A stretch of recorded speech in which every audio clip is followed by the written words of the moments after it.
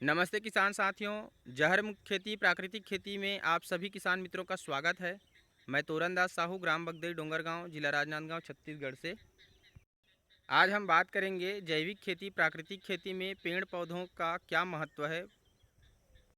साथियों, आप सभी जानते हैं, चाहे हम खेती करें या ना करें, खेत में यदि पेड़ पौधे हों तो हमारे लिए लाभप्रद है, क्योंकि हमें ऑक्सीजन, मानव जाति को, हर प्रत्येक जीव जंतु को ऑक्सीजन की आवश्यकता है और इसी के सहारे हम सब जीवित रहते हैं। इसलिए हमारे आसपास खेत में, खलिहान में, घर के आसपास, गांव के आसपास, नदी तालाब, सभी जगह पेड़ पौधों का होना आवश्यक है कि वातावरण का संतुलन बना रहे। अब आइए देखें जैविक खेती में इन पेड़ पौधों का क्या महत्व है। पेड़ पौधे के पत्ते जो हैं, हर पेड़ का पतझड़ होने का अलग अलग समय होता है। अपना अपना पेड़ के हिसाब से, अलग अलग पेड़ के हिसाब से अलग अलग पतझड़ होता है और अलग अलग पत्ते, नए पत्ते आने का समय होता है। पतझड़ होने से पेड़ पौधों के जो पत्ते हैं खेत में गिरते हैं और जैविक कार्बन की मात्रा को बढ़ाते हैं, जिससे उपजाऊ क्षमता बढ़ता है मिट्टी का। और जब इन पेड़ पौधों के पत्ते जो हैं ज़मीन में गिरते हैं तो इससे अनेक प्रकार के सूक्ष्म जीवाणु उत्पन्न होते हैं, जो कि मृदा के स्वास्थ्य के लिए, फसलों के स्वास्थ्य के लिए अत्यंत लाभप्रद है।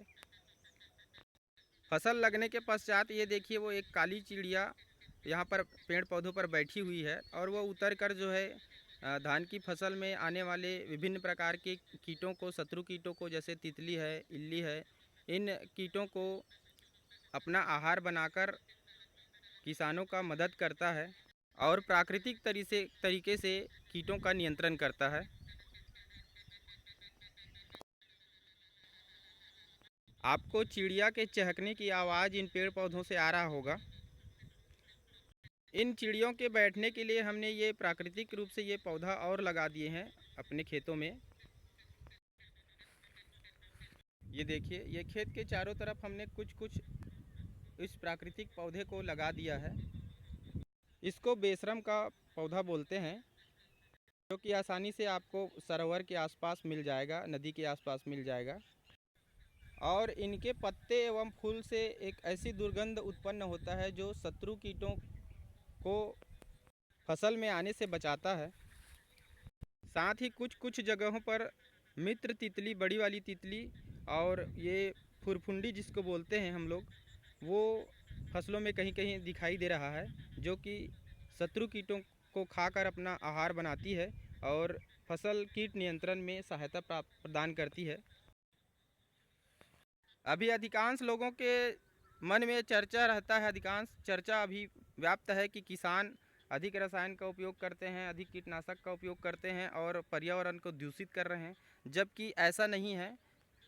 गांव में किसान पर्यावरण को संभालने का प्रयास करते हैं। आप देख सकते हैं हमारे ग्राम में सभी तरफ, ये मेरा खेत है और दूसरे के खेतों में भी पेड़ पौधे प्राकृतिक सौंदर्य को बिखेर रही है। आप सभी तरफ देख सकते हैं।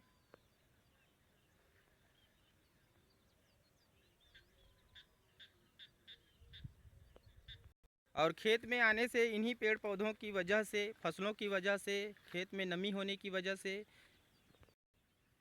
ठंडकता का आनंद आता है। और इस तरह गांव के प्रत्येक किसान प्रकृति के सौंदर्य को बनाए रखने का प्रयास करते हैं,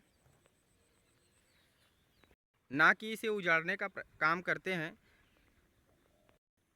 वहीं आप शहरों में चली जाइए, शहरों में बड़ी बड़ी कंपनियां लगी हैं, बड़ी बड़ी कारखाने लगी हैं, उसके धुएं जो है अनेक प्रकार से वातावरण को प्रदूषित कर रहे हैं। उनके मल अपशिष्ट पदार्थ जो हैं इधर उधर फैल रहे हैं, जो कि नदी नालों में बहते जा रहे हैं, उनसे भी पर्यावरण दूषित हो रहा है।